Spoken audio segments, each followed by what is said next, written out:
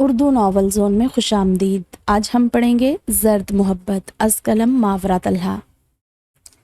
مت پوچھ صبر کی حد کہاں تک ہے، تو ستم کر لے جہاں تک تیری طاقت ہے۔ وفا کی امید کسی اور کو ہوگی، ہم کو تو دیکھنا ہے تیری نگاہ کہاں تک ہے۔ جون کی تپتی دوپہر تھی، دور دور تک کسی زی روح کا نام و نشان نہیں تھا۔ اسے آج کا دن ہی منحوس لگ رہا تھا۔ ایک تو آج اکیلے کالج آنا پڑا، اور اب کب سے بس اسٹاپ پہ کھڑی بس کا انتظار کر رہی تھی، مگر جو بس بھی ملتی اس میں تل دھرنے کی جگہ نہیں ہوتی تھی۔ کالج سے چل کے مین روڈ تک آنا ہی جان جوخم کا کام تھا، اور سونے پہ سہاگا سواری بھی ملنے کا نام نہیں لے رہی تھی۔ بس اسٹاپ پہ کھڑے تقریباً 15 منٹ گزر چکے تھے۔ گرمی کی شدت سے سفید رنگ کملا گیا تھا۔ اس نے آنکھوں پہ ہاتھ کا چھجا بناتے ہوئے آسمان کی طرف متلاشی نظروں سے دیکھا کہ شاید قسمت یاوری کر جائے اور کہیں سے بادل کا ٹکڑا آگ کے گولے کو ڈھانپ لے، مگر دور دور تک ایسا کوئی امکان نظر نہیں آ رہا تھا۔ اس نے دوبارہ سے نظریں ویران سڑک پہ جما دی۔ آفتاب کی تپش برداشت سے باہر تھی اور پیاس کی شدت بڑھتی جا رہی تھی۔ اس نے بس کی امید چھوڑی اور پیدل چلنا شروع کر دیا۔ ایسے تو وہ 1 گھنٹہ بھی کھڑی رہتی تو بس نہیں ملنی تھی، اب تو وہ کالج آنے پہ ہی پچھتا رہی تھی۔ اللہ جی کوئی معجزہ کر دیں، ورنہ میں اس ویران سڑک پہ پیاس سے ہی مر جاؤں گی۔ وہ دل ہی دل میں دعا مانگتی چل رہی تھی۔ بیگ کو ایک کندھے سے دوسرے پہ منتقل کرتے، دوپٹے کے پلو سے پیشانی پہ آیا پسینہ صاف کرتے ہوئے وہ اپنی روڈ کی سمت مڑی ہی تھی کہ ایک بائک اس کے پاس آن ٹھہری۔ اس نے گھبرا کے دوسری طرف دیکھا، مگر سامنے زیب منصور کڑی نظروں سے اسے گھور رہا تھا۔ وہ اس کی پیشانی کے بل دیکھ کے خائف تو ہوئی، مگر دل کو ڈھارس ملی۔ تم سے تھوڑا انتظار نہیں ہوتا، یا پیدل مارچ کرنے کا زیادہ ہی شوق ہے؟ مجھے نہیں پتا تھا کہ آپ لینے آئیں گے، لائبہ نے جھجکتے ہوئے جواب دیا۔ اب بیٹھ بھی جاؤ، کیا باقاعدہ دعوت نامہ دینا پڑے گا؟ جی بیٹھ رہی ہوں۔ بیگ اور فائلز ایک ہاتھ پہ پکڑے اور دوسرا ہاتھ زیب منصور کے کندھے پہ رکھتے ہوئے بائک پہ بیٹھ گئی۔ ایک کال کرنے کی زحمت گوارا کر لیتی تو یوں خوار نہ ہوتی۔ وہ بائک کو چلانے کی بجائے اڑانے کی کوشش کر رہا تھا۔ بیلنس نہیں تھا۔ زیب منصور کے کندھے کو مضبوطی سے تھامتے ہوئے اس نے ڈرتے ہوئے جواب دیا۔ تو ایڈوانس لے لیتی۔ بائک کی رفتار اور تیز ہوئی۔ وہ بھی لے چکی تھی۔ اس کے سوال جواب ختم ہونے میں نہیں آ رہے تھے اور بائک کی رفتار لائبہ کی سانس خشک کیے دے رہی تھی۔ زیبی بھائی بائک آہستہ چلائیں، مجھے ابھی مرنے کا کوئی شوق نہیں، وہ پیچھے سے چلاتے ہوئے بولی۔ تم جیسے کنجوس نے زندہ رہ کے بھی کیا کرنا ہے؟ زیب منصور شاید اسے سزا دینے پہ مائل تھا۔ سوکھے حلق میں ڈر کی شدت سے کانٹے اگ آئے تھے۔ اس نے زور سے آنکھیں میچی اور زیب منصور کے چوڑے کندھے پہ سر ٹکا دیا۔ اللہ جی، آج میں زندہ گھر پہنچ گئی تو پورے 10 نفل پڑھوں گی۔ وہ اونچی آواز سے دعائیں مانگنے لگی تو زیب منصور نے رفتار آہستہ کر دی۔ یقیناً اتنی سزا کافی تھی۔ گھر پہنچتے ہی اس نے بائک سے چھلانگ لگائی۔ زیب منصور کو کچا کھا جانے کی خواہش دل میں دباتے ہوئے صرف چمچماتی بائک پہ کڑی نظر ڈالی اور اپنے پورشن کی طرف بڑھ گئی۔ وہ سو کر اٹھی تو دوپہر ڈھل چکی تھی، مگر تپش کا راج ابھی تک قائم تھا۔ منہ ہاتھ دھو کے کچن کا رخ کیا کیونکہ بھوک برداشت سے باہر ہو چکی تھی۔ کچھ کھانے کو ملے گا؟ کچن میں داخل ہوتے ہی بھابھی نظر آئی تو اس نے جھٹ سے پوچھ لیا، کیونکہ خود کچھ پکانا اس کی مشہور زمانہ سستی کے خلاف تھا۔ ہاں، ابھی تھوڑی دیر پہلے مائدہ بریانی دے کر گئی ہے۔ تم بنا کچھ کھائے سو گئی تھی تو میں نے تمہارے لیے رکھ دی۔ مائکرو ویو میں گرم کر لو اور رائتا بنا لو۔ اس نے بے بس نظروں سے بھابھی کو دیکھا جو جاتے جاتے بھی 2 کام بتا گئی تھی۔ اب مرتا کیا نہ کرتا کہ مستاق اسے یہ دونوں کام خود ہی کرنے تھے۔ اس نے کھانا گرم کیا اور ٹی وی لاؤنج میں آ کر بیٹھ گئی۔ آج تم زیبی کے ساتھ آئی ہو؟ بھابھی واصل کو اٹھائے اس کے پاس ہی آ بیٹھی تھی۔ جی، بس نہیں ملی تو آدھا راستہ پیدل چلی، راستے میں زیبی بھائی مل گئے تو ان کے ساتھ آ گئی۔ بریانی کھاتے ہوئے اس نے بھابھی کو جواب دیا۔ آج مائدہ کی خالہ آئی تھی۔ جی، اس نے بتایا تھا، اس لیے آج کالج نہیں گئی۔ لائبہ پہلے ہی جانتی تھی۔ اس کی خالہ شادی کی تاریخ طے کر گئی ہیں، بھابھی نے سرسری سے لہجے میں بتایا، مگر لائبہ کے تاثرات لا علمی کا تاثر لیے ہوئے تھے۔ کیا مائدہ نے تمہیں نہیں بتایا؟ بھابھی نے حیرانی سے پوچھا۔ وہ دونوں یکجان 2 کالب مشہور تھی اور اتنی بڑی بات سے بے خبری کی انہیں امید نہیں تھی۔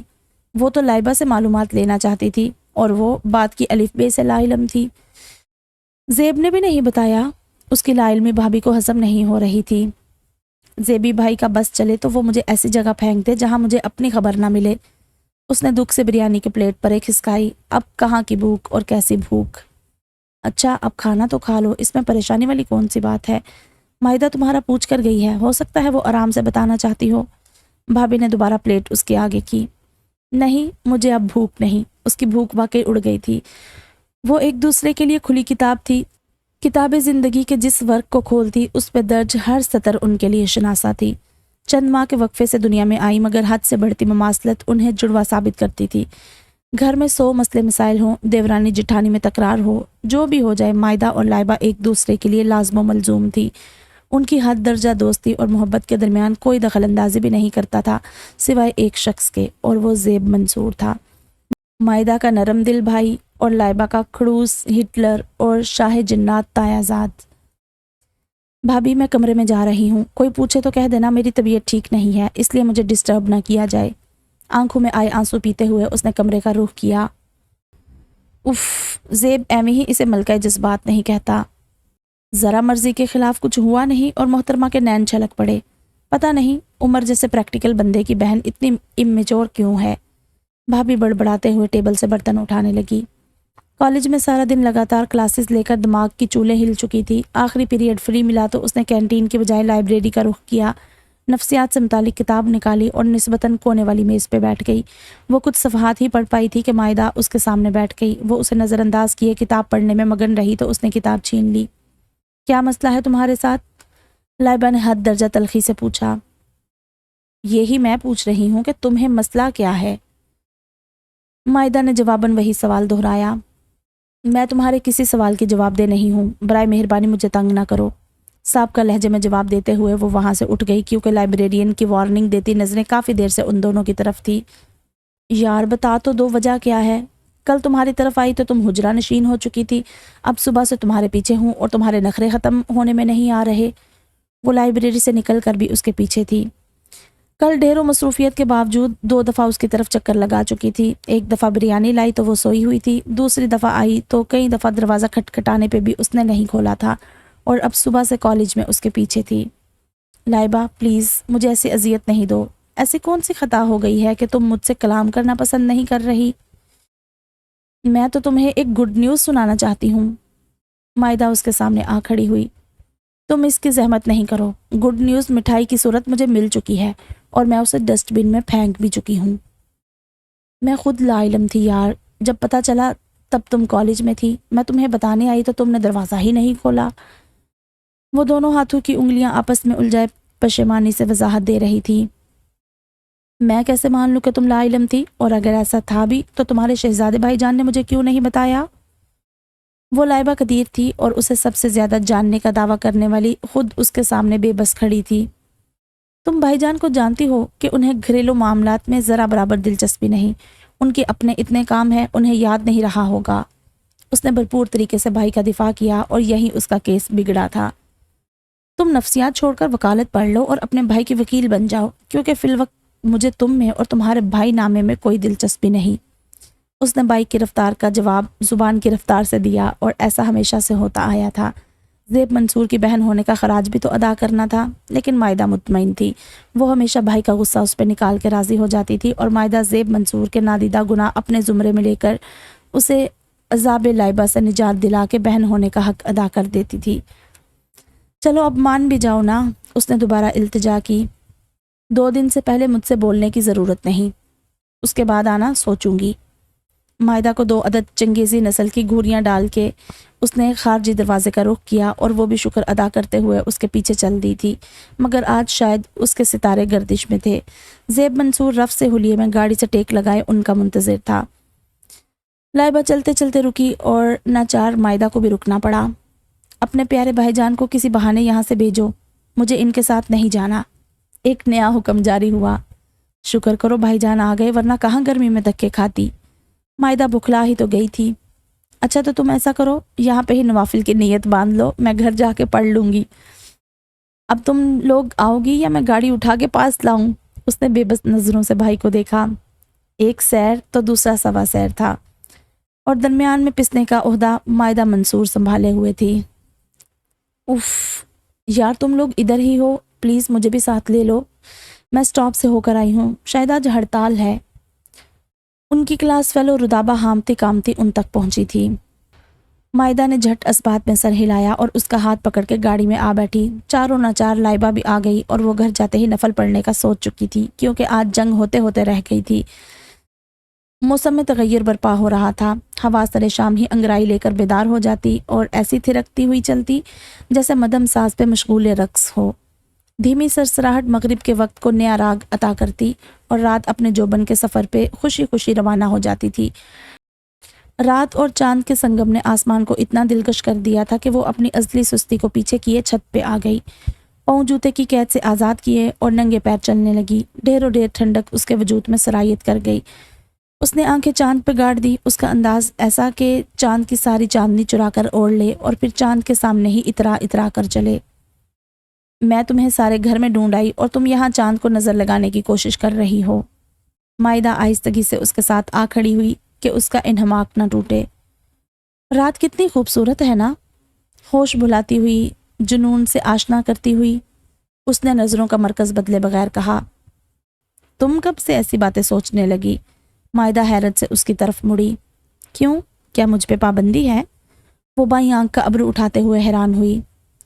جہاں تک میری یادداشت کام کرتی ہے، آپ تو عوام کا چین و سکون خراب کرنے کا سوچتی ہیں۔ آج اس مودسے پہ میری عقل دنگ رہ جائے تو مجھ بیچاری کا کیا قصور؟ مائدہ پشت دیوار سے لگا کر کھڑی ہو گئی۔ تم اپنا ریڈیو بند ہی رکھو، اچھا بلا مزہ آ رہا تھا، خراب کرنے آ گئی۔ اصلی غصہ اود کر آیا۔ اب آپ کچھ عرض کریں گی کہ کیوں میری تلاش کی غرض سے کنویں میں بانس ڈلوا دیے تھے؟ وہ بھی دیوار کے ساتھ کھڑی ہو گئی۔ ویسے تم کچھ زیادہ ہی عجیب ہو، دنیا غصے میں ادب اداب سے بے بہرا ہو جاتی ہے اور تم خالص اردو شروع کر دیتی ہو۔ وہ اس کے انداز پہ بے ساختہ ہنسی۔ تم مجھ پہ بعد میں تحقیق کر لینا، ابھی اپنا مطلب بتاؤ۔ لائبہ نے چنگیزی گھوری ڈالی، مگر مقابل کو کب پرواہ تھی۔ یار خالہ مجھے شاپنگ پہ لے کے جانا چاہتی ہیں، ان کے ساتھ دانیال بھی ہوں گے۔ پہلے تو کبھی ایسے نہیں ہوا، اب نہ جانے کیوں مجھے گھبراہٹ ہو رہی ہے۔ آخر کار بلی تھیلے سے باہر نکل ہی آئی تھی۔ تو تم چاہتی ہو تمہاری بجائے شاپنگ پہ میں چلی جاؤں؟ ویسے آج میں تمہاری محبت کی قائل ہو گئی، دل کر رہا ہے تمہارا منہ چوم لوں۔ اس نے والہانہ انداز میں مائدہ کو جھنجھوڑا۔ پرے مرو، تم دوست ہو یا دشمن؟ بجائے اس کے کہ تم مجھے حوصلہ دینے کے لیے ساتھ چلو، تمہیں اپنا الو سیدھا کرنے کی پڑی ہے۔ مائدہ نے پوری قوت سے لائبہ نامی جونگ کو پرے دھکیلا۔ شادی کی تاریخ مجھ سے پوچھ کر طے کی تھی، اتنا بھی نہیں سوچا کہ اس دوران میرے پری ٹیسٹ ہو رہے ہوں گے۔ خود مزے سے دلہن بن جانا اور مجھے سارے سبجیکٹس میں پھنسوا دینا۔ وہ ہاتھ کمر پہ ٹکائے پوری طرح فارم میں آ چکی تھی اور مائدہ چند منٹ پہلے اس کے ادب کو خراج تحسین دینے پہ پچھتا رہی تھی۔ اس میں میرا کیا قصور؟ اب اگر دانیال اچانک کمپنی کی طرف سے باہر جا رہے ہیں اور خالہ بھی ان کے اکیلے جانے کے حق میں نہیں، امی ابو بھائی سب خالہ کی بات سے متفق ہے، تو میں کیا سولی پہ چڑھ جاؤں؟ میری پڑھائی بھی چھوٹ رہی ہے، مگر تم بجائے حوصلہ دینے کے میرا کورٹ مارشل کرنے پہ تلی ہوئی ہو۔ مائدہ جنجلا ہی تو گئی تھی۔ اس کی اداس آنکھیں لائبہ کو شرمندہ کر گئی تھی۔ پتہ نہیں کب وہ اپنے احساسات کی فکر چھوڑ کے دوسروں کے بارے میں سوچے گی۔ اچھا پریشان مت ہو، میں ساتھ چلوں گی تمہارے۔ خلاف توقع وہ مان گئی تھی، شاید اس کی جدائی کا سن کر دل پگھل گیا تھا۔ یہی پہلے مان جاتی، ایویں دکھی کر دیا۔ مائدہ نے نادیدہ آنسو پونجے تو اتنی کمال اداکاری پہ دونوں کھلکھلا کے ہنستی۔ دونوں ہاتھوں میں ہاتھ ڈالے سیڑھیوں کی سمت بڑھی۔ چاند نے اپنی جان بخشی پہ شکر ادا کرنا چاہا، مگر اسی پل لائبہ قدیر نے مڑ کے چاند کو دیکھا اور وہ بیچارہ سہم کے رہ گیا۔ بھلا آفت بھی جلدی جان چھوڑتی ہے۔ کمرے میں مکمل سکوت تھا، گھڑی کی ٹک ٹک خاموشی کے پردے کو چاک کر رہی تھی۔ وہ رائٹنگ ٹیبل پہ کتاب رکھے مطالعے میں مصروف تھا۔ کتاب کے ورق شاید کوئی سنگین کہانی بیان کر رہے تھے، جس کے باعث وہ وقت کی رفتار کو بھولا ہوا تھا، ایک ایک لفظ سانس روک دینے کا قادر بن چکا تھا۔ کتاب کا صفحہ پلٹا اور ساتھ ہی لمبی سانس بھری، شاید متوقع انجام کے لیے تیاری کی گئی تھی۔ ہوتے ہیں کچھ انجام ایسے جن کے لیے بھرپور تیاری کرنی پڑتی ہے۔ کہانی اپنے جوبن پہ تھی کہ دروازہ کھلنے کی آواز کرداروں کی موت بن گئی۔ اس نے ناگواری سے سر اٹھا کر آنے والے کو دیکھا، مگر ماں کو سامنے دیکھ کر چند لمحے قبل چھائی بیزاری اڑنچو ہو گئی۔ آپ سوئی نہیں؟ خیریت؟ دوپہر میں سونا ان کا معمول تھا۔ خیریت ہے، کچھ ضروری باتیں کرنی تھی اور اس کے لیے تنہائی بھی ضروری تھی، تو یہ وقت مناسب لگا۔ ریحانہ منصور نے آمد کا مدعا بیان کیا۔ آئیے ادھر بیٹھیں۔ اس نے احترام سے ماں کو بیڈ پہ بٹھایا اور خود ان کے قدموں میں بیٹھ گیا۔ अल्हम्दुलिल्लाह, मायदा बहुत जल्द अपने घर की हो जाएगी। उसे अपनी तालीम को लेकर कुछ इख्तलाफात हैं, मगर मुझे उम्मीद है वो बहुत जल्द इस फैसले से जुड़ी मसलहत जान लेगी। उन्होंने बात का आगाज़ किया तो वो भरपूर इन्हमाक से मुतवज्जो हुआ। जितनी मुझे मायदा अजीज़ है उतने ही तुम हो। मेरी यही आरजू है कि मायदा के साथ तुम्हारे फ़र्ज से भी सुबकदोश हो जाऊं। तुमने शादी के मुतालिक क्या सोचा है? उन्होंने अपने आने का मकसद बयान किया। मेरी जॉब शुरू हुए अभी कुछ माह हुए हैं। मुझे ज़िंदगी में सेटल होना है, इसलिए मैंने अभी इस बारे में कुछ नहीं सोचा। और जहाँ तक मायदा की बात है तो बेटियाँ वक्त पर रुखसत कर देनी चाहिए। उन्हें उनके असल हकदार को सौंपने में ताख़ीर की इजाज़त इस्लाम भी नहीं देता। उसने मुफस्सल जवाब देकर रेहाना मंसूर को मुतमईन करने की कोशिश की। हम तुम्हारी ख्वाहिश का एहतराम करते हैं, लेकिन अगर कोई नज़र में है तो हमें आगाह कर दो। शादी नहीं मंगनी तो हो सकती है। आज शायद वो हाँ करवाने की नीयत से आई थी। आपको अपना बेटा नज़रबाज लगता है? उसने खफगी से उन्हें देखा। मैं संजीदा हूँ ज़ेब। उन्होंने उसकी खफगी का असर नहीं लिया। नहीं अम्मी जान, ऐसी कोई बात नहीं है। मंसूर साहब तुम्हारे लिए लाइबा को सोचे हुए हैं। वो अपनी सोच में हक बजानिब हैं। उनकी पहली तरजीह भाई की औलाद ही होगी, मगर लाइबा तुम्हारी तबीयत से बिल्कुल मेल नहीं खाती। मुझे तुम्हारे लिए उमर की साली पसंद है। तैयबा हमारे सामने है, जैसी वो है यकीनन वैसी ही उसकी बहन होगी। आखिरकार बिल्ली थैले से बाहर आ ही गई थी। अम्मी जान, अपने इकलौते बेटे पे रहम करें और इसे लाइबा नामी आफत से महफूज रखें। बाबा को भी बता दें, उसके लिए कोई खलाई मखलूक पसंद करें। भाई की हमदर्दी में बेटे की भेंट क्यों चढ़ा रहे हैं? ज़ेब मंसूर लाइबा का नाम सुन के ही बेहाल हो गया था। कहाँ उसकी नफासत पसंद तबीयत और कहाँ वो गंदगी की मलका। बेटा, बुरी बात ऐसे नहीं कहते, वो भी घर की बच्ची है। मुझे तुम्हारी सोच का अंदाज़ा था, इसीलिए मायदा की शादी में तैयबा के मायके वालों को ख़ास दावत देकर बुलाऊंगी। लाइबा भी तुम्हारे सामने है और तैयबा की बहन को भी देख लेना। फिर जो फैसला करो उससे आगाह कर देना। रेहाना मंसूर ने फैसले की डोर उसके हाथ में सौंप दी। अम्मी जान, कोई भी लड़की पसंद कर ले, मगर लाइबा कदीर नहीं। उसके लहजे में महसूस कुन सख्ती उतर आई थी। रेहाना मंसूर ने खफकी से देखा और कमरे से निकल गई। तो अब लाइबा कदीर को परखना पड़ेगा। ये दिन भी आने थे मुझ मासूम पे। उसने कमरा लॉक किया और बिस्तर पे दराज हो गया। अब उससे मुतालिया नहीं हो सकता था। वक्त हाथ से निकल जाए तो सिर्फ पछतावा मुकद्दर बन जाता है। इस हकीकत का अदराक लाइबा कदीर को बहुत अच्छे से हो चुका था। वो उस लम्हे को कोस रही थी जब मायदा की रोनी सूरत पे तरस खाते हुए शॉपिंग पे जाने की हामी भरी थी। मॉल्स और बाजार में घूम घूम कर उसकी टांगें बेजान हो चुकी थी। पेट में चूहों ने अलग ऊधम मचा रखी थी। मायदा तो एक तरफ, उसकी सास प्लस खाला भी रुकने का नाम नहीं ले रही थी। सारा शहर खंगाल मारा था और अभी भी गिनती की चीज़ें खरीदी गई थी। ऐ अल्लाह की बंदी, मुझसे किस बात का बदला ले रही हो? मायदा की सांस यूं ही थोड़ा आगे हुई। वो जल्दी से उसके कान के पास आकर बोली, क्यों, क्या हुआ? तुम इतनी जल्दी थक गई? अभी तो ढेर सारी चीज़ें लेनी बाकी हैं। मायदा ने उसकी बात चुटकी में उड़ाई और आगे बढ़ गई। ठीक है, तुम लेती फिरो चीज़ें, मैं घर चली जाती हूँ। 6 घंटे हो गए पैदल चला चला कर मार रही हो, एक बर्गर तक खिलाने की तुम्हें तौफीक नहीं हुई। वो गुस्से से चीख ही पड़ी। लाइबा कदीर, आप नाश्ते में 2 पराठे ठूंस के आई हैं। मायदा दबी आवाज़ में गुर्राई। वो कब के हजम हो गए। अजीब शान बेनियाजी थी। तुम्हारे साथ मैं भी हूँ, मुझे तो भूख नहीं लगी। तुम्हें भूख लगे भी तो कैसे? तुम्हारे पहलू में तो दानियाल साहब चल रहे हैं। उनकी आंखों से मोहब्बत नामी शुआएं ही तुम्हारी भूख मिटाने को काफ़ी हैं। लाइबा कदीर, उधार रख जाए ये नामुमकिन था। आइए पहले कुछ खा लेते हैं। दानियाल साहब सूरत हाल समझ चुके थे, इसीलिए उन्हें लिए मॉल के रेस्टोरेंट में आ गए। मायदा ने शदीद गुस्से से उसे देखा। ये लड़की शर्मिंदा करवाने में कोई कसर नहीं छोड़ती। ये घूरियाँ दानियाल साहब के लिए बचा के रखो, मुस्तकबिल में काम आएंगी। जब मेरी शादी की शॉपिंग होगी तो तुम्हारा ये हिसाब बेबाक कर दूंगी। दानियाल उठ के ऑर्डर देने गया तो वो फ़ौरन से उसके कान में बोली। मायदा ने हड़बड़ा के खाला को देखा। उन्हें मतवज्जो ना पाकर उसने सुकून का सांस लिया।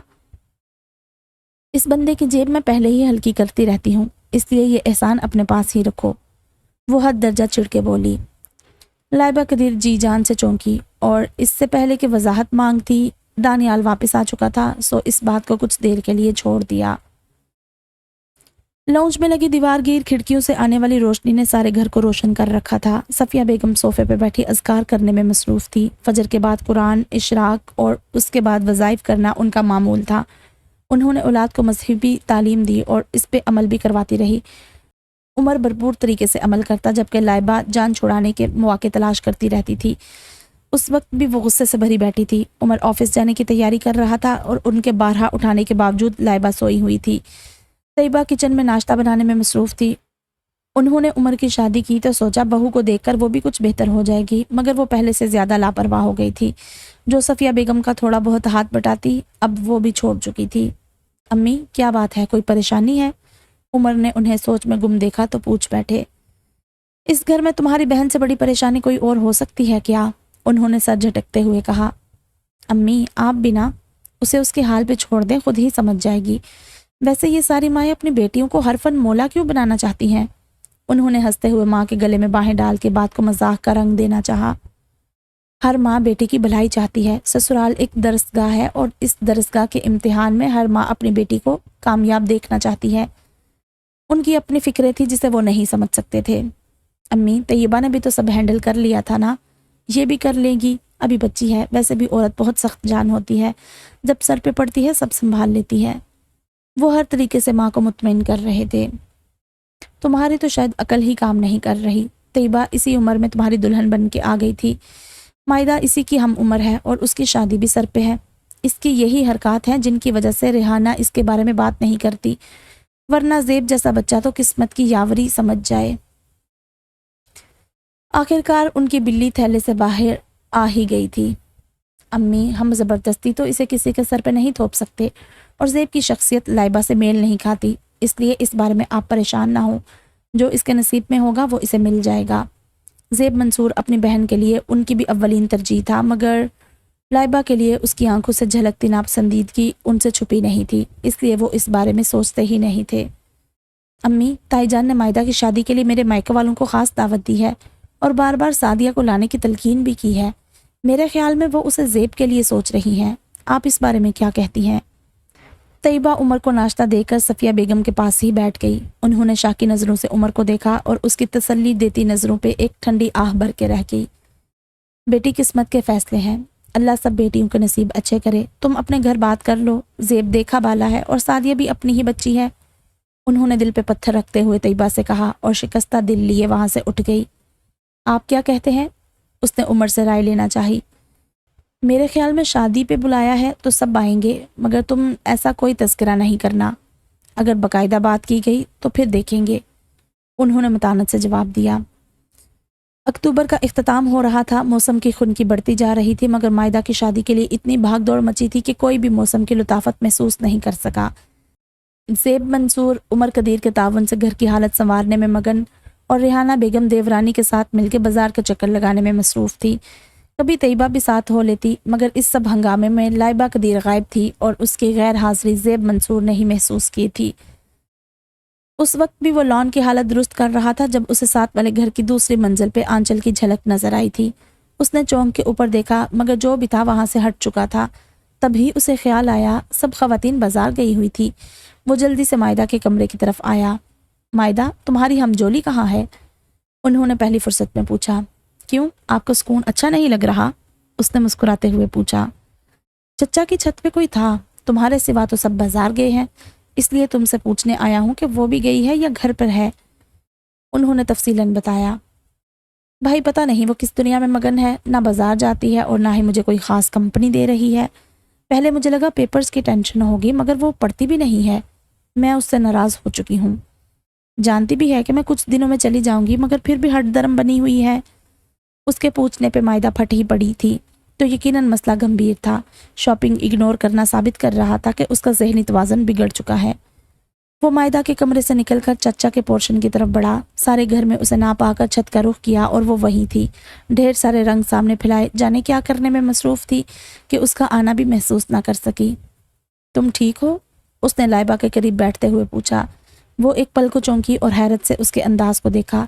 زیب منصور کے لہجے میں اس کے لیے نرمی اس صدی کا عجیب واقعہ تھا۔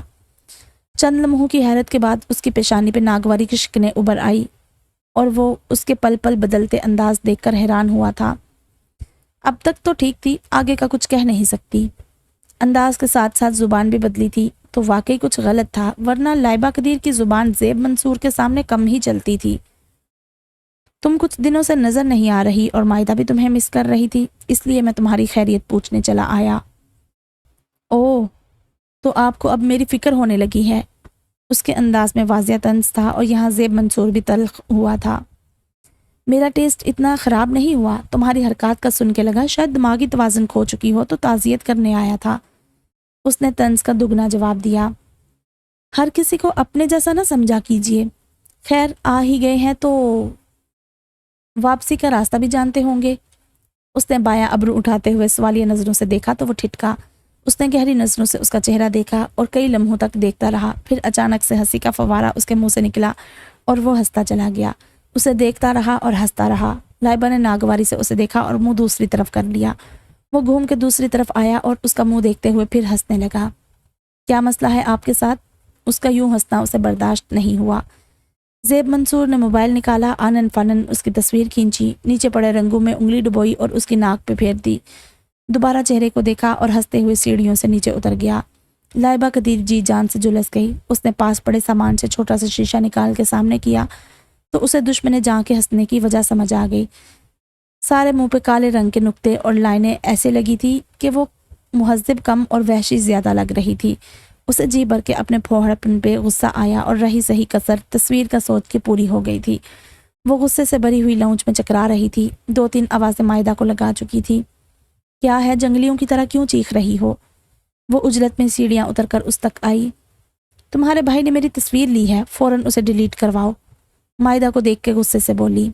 بھائی اور تصویر؟ میں نہیں مانتی۔ تو کیا میں جھوٹ بول رہی ہوں؟ اس کا انکار شدید غصہ دلا رہا تھا۔ اچھا، اگر لے بھی لی تو غصے والی کیا بات ہے، میں ڈیلیٹ کر دوں گی۔ تم آؤ ادھر بیٹھو۔ اسے نارمل کرتے ہوئے وہ صوفے کی طرف آئی۔ تم کب تک مجھ سے ناراض رہو گی؟ میری کیا غلطی ہے؟ مائدہ نے جھجک کر پوچھا۔ تو میرا کیا قصور تھا؟ اس نے عادتاً بایاں ابرو اٹھایا۔ کئی دفعہ ایسا ہوتا ہے کہ دوسرا بات کچھ کرتا ہے اور ہم مطلب کچھ اور لیتے ہیں۔ پلیز تم اس بارے میں فکر مند نہیں ہو اور میرے آخری دن اپنے ساتھ خوشگوار بنا دو۔ مائدہ نے پیار سے اس کا ہاتھ تھاما۔ میں کچھ بھی بھول نہیں پا رہی مگر تمہارے لیے کوشش کروں گی۔ اس نے نم آنکھوں سے اسے تسلی دی اور وہاں سے نکل آئی۔ مائدہ ٹھنڈی سانس بھر کے رہ گئی۔ اسے کیا ہوا؟ رلانے والی آج خود کیسے رونے لگی؟ زیب منصور اس کی نم آنکھیں دیکھ چکا تھا۔ مائدہ نے کوئی جواب نہیں دیا کیونکہ اس کا دماغ کچھ تانے بانے بننے میں مصروف تھا۔ ڈھولک کی تھاپ پہ علاقائی گیت گائے جا رہے تھے۔ سریلی آوازوں نے مل کر ایک سماں باندھ دیا تھا۔ پورے گھر کو دلہن کی طرح سجایا گیا تھا۔ لان کے درختوں اور پودوں پہ سفید رنگ کی لائٹیں لگائی گئی تھی جس سے ماحول اور بھی خوبصورت لگ رہا تھا۔ لان میں سب خواتین لڑکیاں جمع تھی اور جوش کا یہ عالم کہ سرد ہوا بھی کسی کو محسوس نہیں ہو رہی تھی۔ موسم میں خنکی اس حد تک تھی کہ بنا گرم کپڑوں کے باہر نکلنا دل گردے کا ہی کام تھا، مگر ہر جگہ ریشمی زرتار آنچل لہرا رہے تھے۔ لان میں قدیر صاحب کی دیوار کے ساتھ آرائشی جھولا سیٹ کیا گیا تھا۔ پیلے رنگ میں رنگی مائدہ اس جھولے پہ بیٹھی کسی شہزادی سے کم نہیں لگ رہی تھی۔ کسی لڑکی کی بات پہ ہنستی تو چہرہ کھل اٹھتا مگر نم آنکھوں کی اداسی ویسی ہی تھی۔ بیٹیوں کی زندگی بھی مسافروں جیسی ہوتی ہے، ہر جگہ کو منزل سمجھ کے پڑاؤ ڈالتی ہیں مگر سفر ہے کہ ختم ہی نہیں ہوتا۔ وہ بھی مسافر بننے والی تھی۔ نئے سفر پہ جانے کی خوشی کے ساتھ پرانے ساتھیوں سے بچھڑنے کا غم بھی تھا۔ عجیب خوشی اور دکھ کے لمحات تھے۔ وہ کسی کام سے لان کی طرف آیا، جانے سے پہلے ایک نظر مائدہ کو دیکھا تو قدم رک گئے۔ اکلوتی اور لاڈلی بہن چند لمحوں کی مہمان تھی۔ دل میں ایک دم اداسی نے پنجے گاڑے تھے۔ وہ اداس سا پلٹا تو قدم سنہری آنچل سے لپٹ گئے۔ آگے جانے والی کو جھٹکا لگا اور وہ بل کھا کے پیچھے آنے والے سے ٹکرائی تھی مگر سب کی بے ساختہ نظریں دو الجھے لوگوں میں الجھ گئی۔ سنہری آنچل کا سارا سنہرا پن زیب منصور کی آنکھوں سے جھلک رہا تھا۔ مقابل نے اس کے ہاتھ سے اپنی کلائی آزاد کروائی تو چوڑیوں کی کھنک ماحول کو جلد رنگ کر گئی۔ اس نے چونک کر ارد گرد دیکھا، سب کی نظریں خود پہ جمی دیکھ کر اسے عجیب سا محسوس ہوا تھا۔ سنہرا آنچل لہراتا ہوا دور جا رہا تھا اور وہ وہیں کھڑا لمحوں کے کھیل کو سمجھنے کی کوشش کر رہا تھا۔ وہ شاید ابھی بھی ہوش میں نہ آتا اگر لڑکے والوں کی آمد کا شور نہ مچ جاتا۔ وہ حواس کو قابو میں کرتے ہوئے استقبال کے لیے آگے بڑھا۔ رنگ و بو کا سیلاب امڑ آیا تھا۔ لڑکے والوں کی آمد کے ساتھ ہی رسم شروع کر دی گئی۔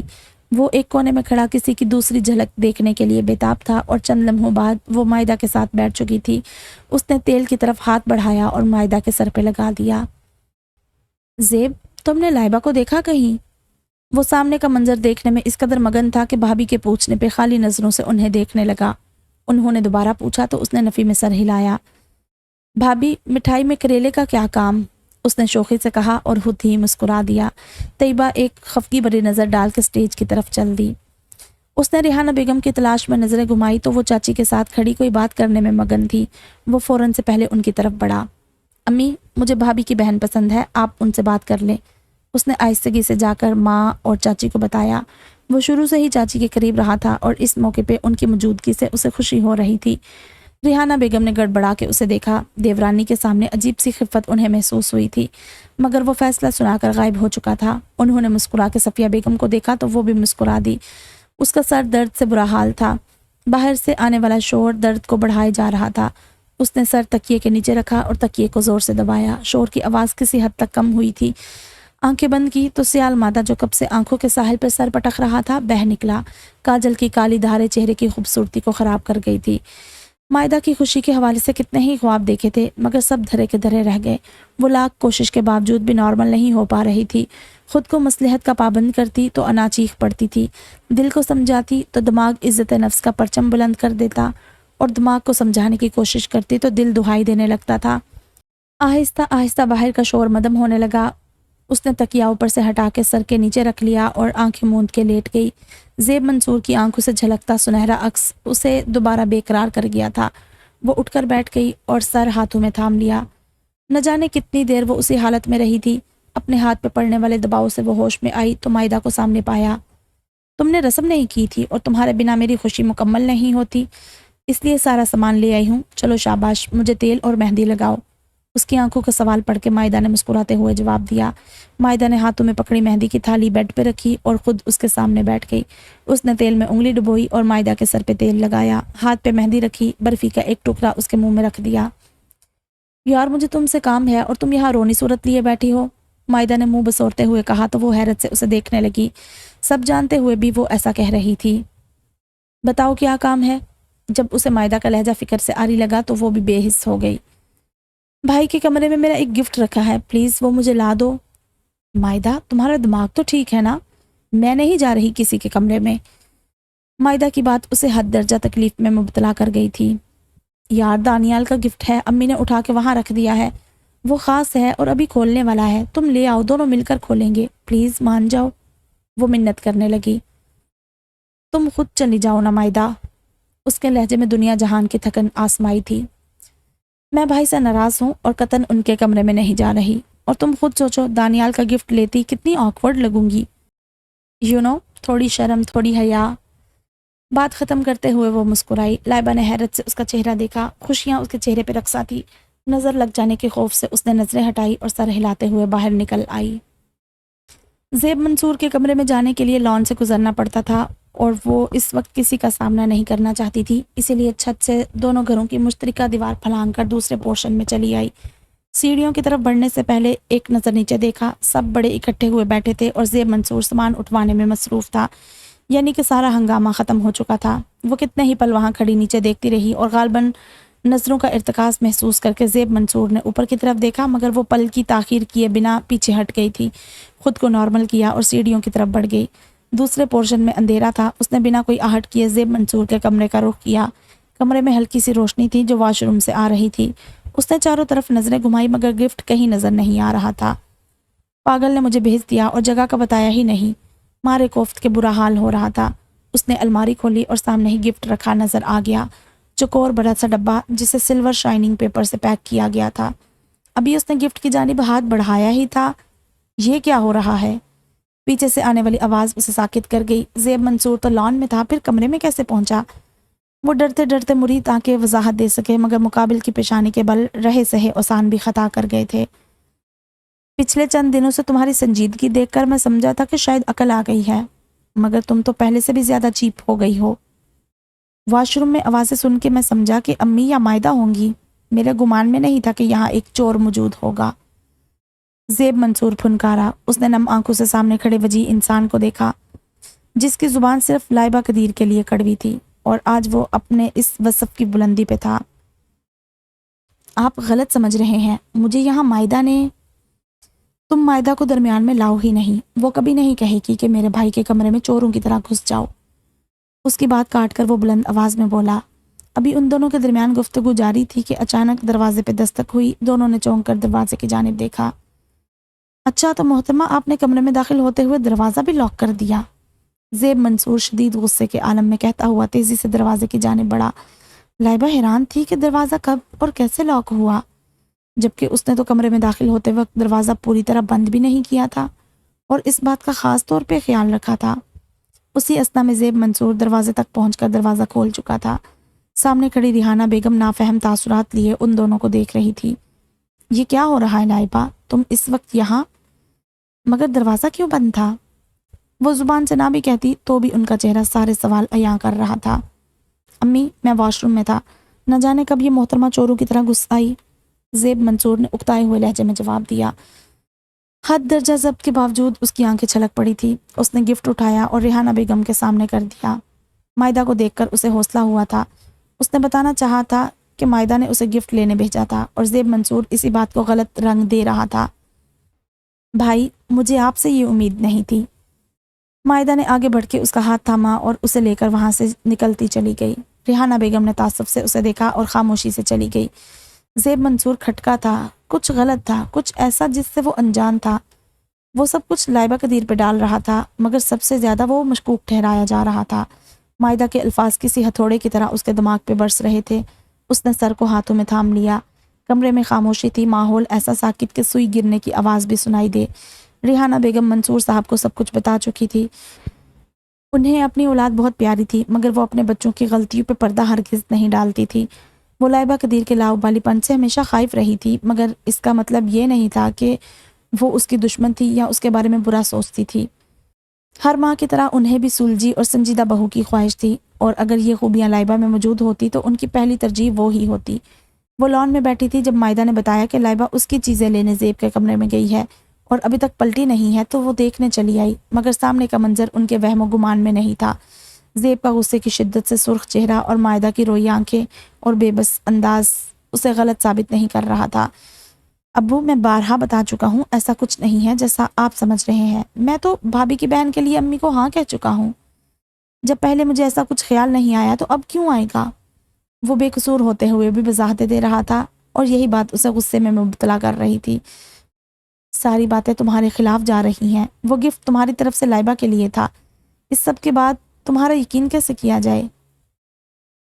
منصور صاحب کی سنجیدگی بڑھتی جا رہی تھی۔ آپ سب مجھے کیوں کٹہرے میں کھڑا کر رہے ہیں؟ اس چور لڑکی سے بھی پوچھے وہ وہاں کیا کرنے آئی تھی۔ منصور صاحب کی بے اعتمادی اسے شعلوں کے سپرد کر گئی تھی۔ اپنی زبان کو حد میں رکھو زیب منصور، اس گھر کی بیٹیوں کے خلاف ایسی زبان استعمال کرنے کی قطعاً اجازت نہیں۔ منصور صاحب ایک دم غصے میں آئے۔ گھر کی بیٹیاں جب ایسی حرکتیں کریں گی تو ایسے ہی کہا جائے گا۔ اس کا بس نہیں چل رہا تھا کہ لائبہ قدیر سامنے ہو اور وہ اس کا حلیہ بگاڑ کے رکھ دے۔ زیب منصور کل تک اپنی بے گناہی ثابت کرو ورنہ ہمارا فیصلہ ماننے کے لیے تیار رہنا۔ انہوں نے حکم سنایا اور اسے وہاں سے جانے کا اشارہ کر دیا۔ اس نے شاہ کی نظروں سے ماں کو دیکھا اور وہاں سے نکلتا چلا گیا۔ ہمارا بیٹا ایسا ہرگز نہیں ہے، آپ اس سے باز پرس کر لیتے، مگر اس قدر انتہائی فیصلہ؟ ریحانہ بیگم نے اس انتہا کا کب سوچا تھا؟ اگر آپ کی بیٹی اس جگہ ہوتی تو؟ منصور صاحب کا ایک سوال انہیں چاروں شانے چت کر گیا۔ اب وہ بے بس تھی، چاہتے ہوئے بھی کچھ نہیں کر سکتی تھی۔ دوسری طرف لائبہ روتے روتے سو چکی تھی، سوتے ہوئے بھی اس کے چہرے پہ کرب کے تاثرات تھے۔ اس نے مائدہ کا ہاتھ اپنے ہاتھ میں لیا ہوا تھا اور وہ چاہتے ہوئے بھی نہیں اٹھ سکتی تھی۔ اس کی حالت مائدہ کو نادم کر رہی تھی۔ تھک کر وہ اس کے ساتھ لیٹ گئی، اس بات سے بے خبر کہ صبح کا سورج کیسی تبدیلی لانے والا تھا۔ سرخ جوڑے اور سنہری زیورات نے مائدہ کو نیا روپ دیا تھا۔ وہ مائدہ کے ساتھ پارلر آئی تھی اور اب کتنی دیر سے کسی کی منتظر تھی۔ گھر میں کئی فون کر ڈالے تھے مگر کوئی نہیں آیا تھا۔ آخر آدھ گھنٹے بعد عمر بھائی اور بھابھی آئے تھے۔ عمر بھائی کے چہرے کے تاثرات نارمل نہیں تھے۔ سارا راستہ خاموشی سے گزرا۔ گھر پہنچ کے وہ مائدہ کے ساتھ جانے کی بجائے اپنے پورشن میں آ گئی۔ مہمانوں سے بچتے ہوئے کمرے میں گھسی اور کمرہ لاک کر لیا۔ رخصتی سے پہلے اس کا باہر نکلنے کا کوئی ارادہ نہیں تھا۔ مائدہ کے لاک کہنے پہ وہ ہلکا سا تیار ہوئی۔ بھاری کامدار سوٹ کی بجائے ہلکا سوٹ پہنا تھا۔ گھر کے ساتھ خالی پلاٹ پہ شامیانے لگا کے شادی کے انتظامات کیے گئے تھے۔ اس کے لیے عمر بھائی نے اپنے دوستوں سے رابطہ کیا تھا جو شہر کے مشہور ویڈنگ پلانرز تھے۔ اسے آئے کچھ دیر ہی گزری تھی کہ باہر شور مچ گیا۔ یقیناً بارات آ گئی تھی۔ اس نے ذرا سا پردہ کھسکایا تو گھر کا مین گیٹ نظر آیا۔ جہاں ابا اور عمر بھائی کھڑے تھے اور ان کے ساتھ تایا ابا بھی تھے۔ بارات کے ساتھ وہ بھی آگے بڑھ گئے۔ اس نے پردہ چھوڑا اور بیڈ پہ لیٹ گئی۔ اس نے ہزار کوششوں کے بعد خود کو اتنا کیا تھا کہ مائدہ کے ساتھ پارلر چلی جائے۔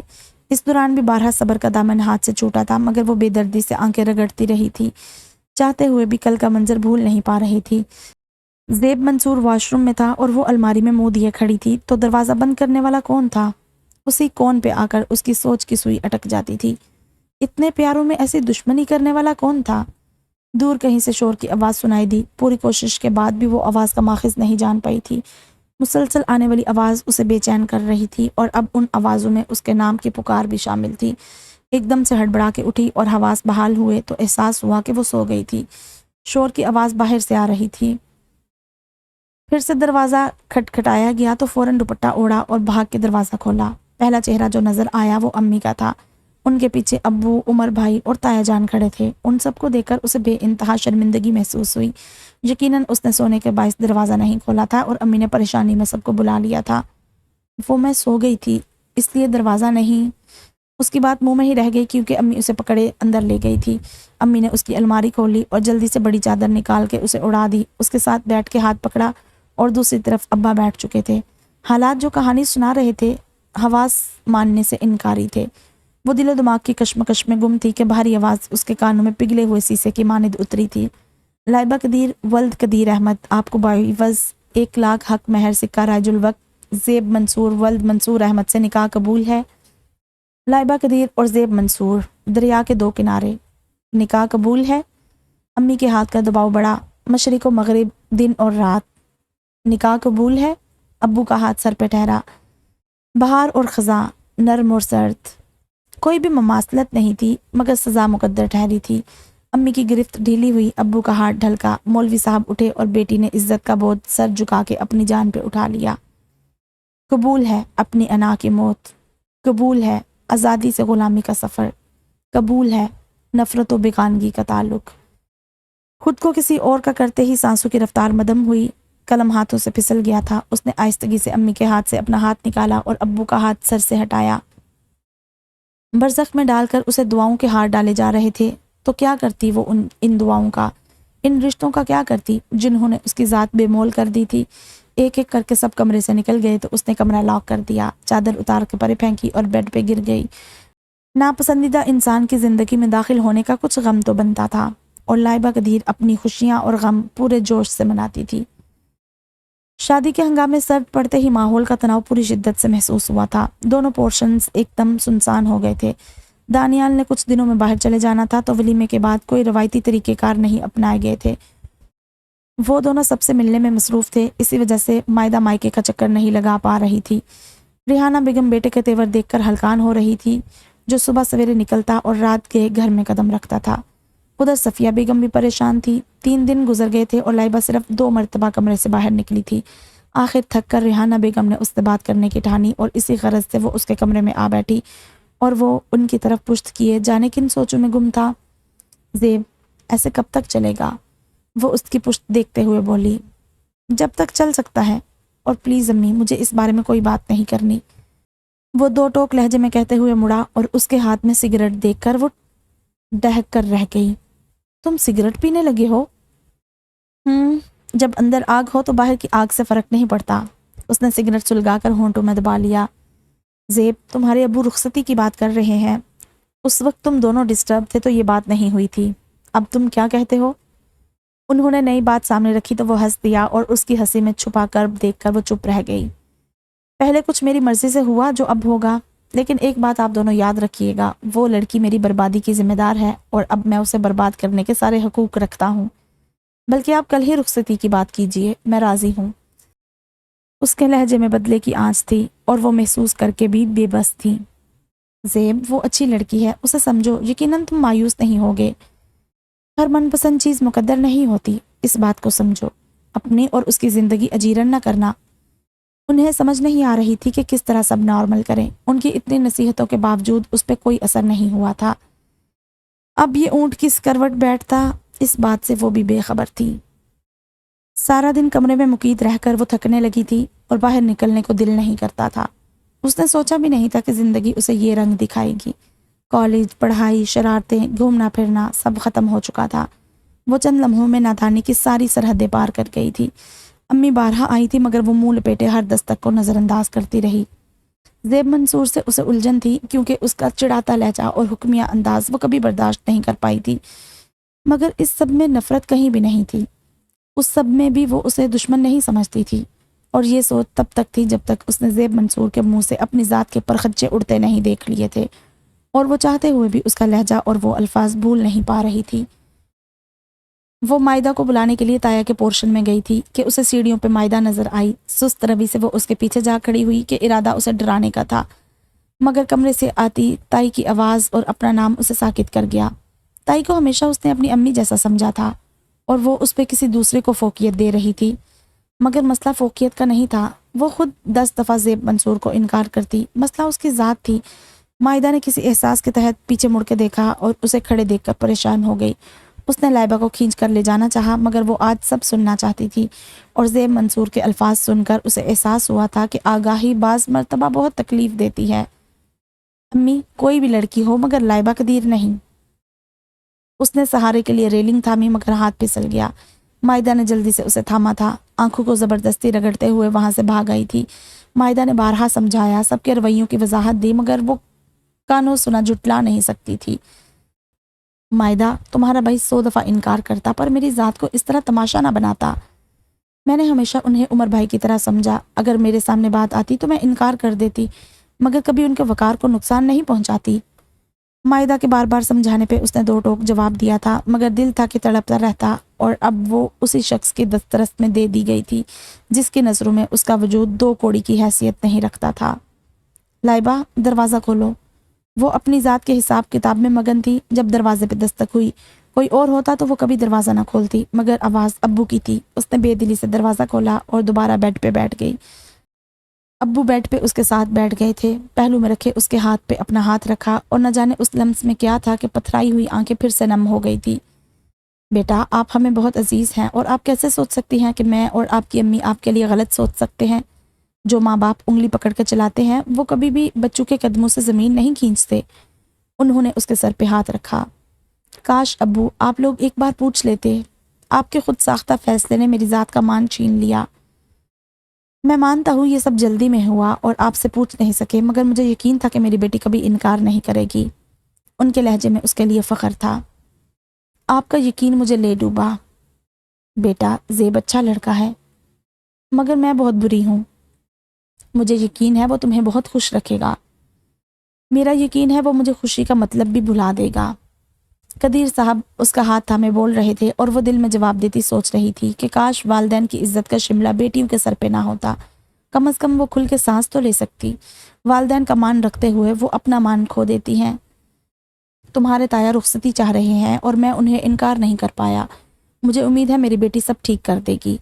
ایک نیا یقین اس کے سپرد کیا گیا۔ ابو، کیا یہ سب ختم نہیں ہو سکتا؟ اس نے آس بھری نظروں سے باپ کو دیکھا، نرم آنکھوں میں یکدم تلخی اتری تھی۔ کیا کوئی اور ہے؟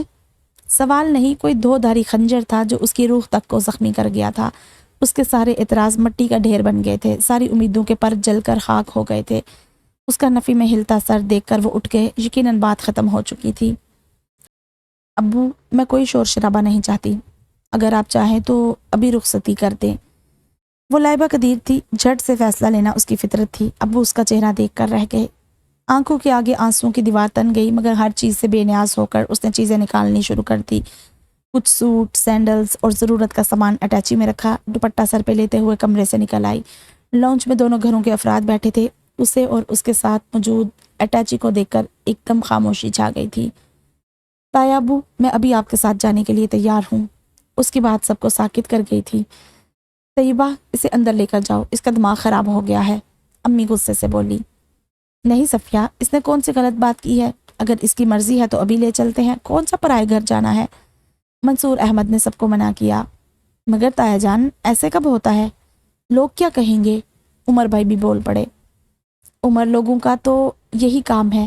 تم مذہب کو دیکھو تو بنیادی اہمیت صرف نکاح کی ہے، جو کہ ہو چکا، اور صورتحال کا تقاضا جلد از جلد رخصتی ہے۔ میں لائبہ کی بات سے متفق ہوں۔ ان کے مفصل جواب سے لونج میں خاموشی چھا گئی تھی۔